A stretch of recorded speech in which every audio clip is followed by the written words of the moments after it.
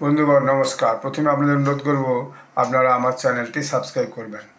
দক্ষিণ আফ্রিকার জোহান্সবার্গ, সেই জোহান্সবার্গে এখন G20 সম্মেলন চলছে। এই G20 সম্মেলনে পৃথিবীর বড় বড় নেতারা সব হাজির হয়েছেন। আমাদের প্রধানমন্ত্রী নরেন্দ্র মোদীজি সেখানে গেছেন।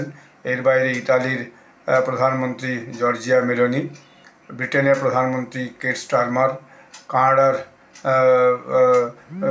মার্ক কার্নি, অস্ট্রেলিয়ার যে অ্যান্টনি অ্যালবানিজ, কানাডার মার্ক কার্নি বললাম, ব্রাজিলের প্রেসিডেন্ট লুলা, দক্ষিণ কোরিয়ার রাষ্ট্রপতি মহাসচিব অ্যান্টোনিও গুতেরেস এবং আরও অনেক দেশের নেতারা সেখানে এসে হাজির হয়েছেন।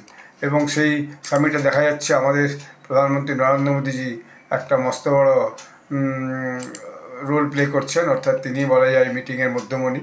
এবং এই মিটিং হচ্ছে যে আমেরিকার রাষ্ট্রপতি তিনি আসেননি এবং আমাদের প্রধানমন্ত্রী তিনি এই মিটিংয়ে তার বক্তব্য রেখেছেন। এর বাইরেও তিনি সাইডলাইনে বিভিন্ন দেশের নেতাদের সঙ্গে মিটিং করছেন। তার বিভিন্ন ছবি এবং ভিডিও এসেছে।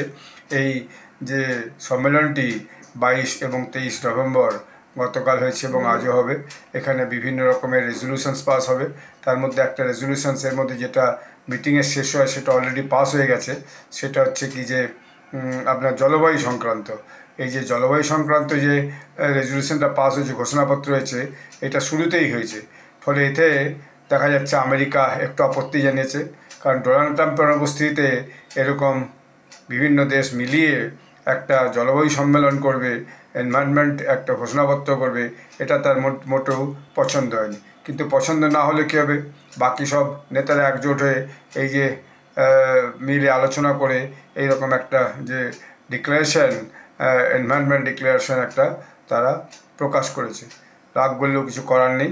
যে কোনো কারণেই হোক ডোনাল্ড ট্রাম্প এতে আসেননি।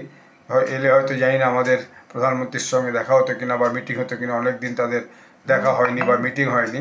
যাই হোক, এখন যে ঘটনাটা হচ্ছে যে এই সম্মেলন আগামী দিনে ডোনাল্ড ট্রাম্পকে বাদ দিয়েও ভালোই সাকসেস হতে চলেছে।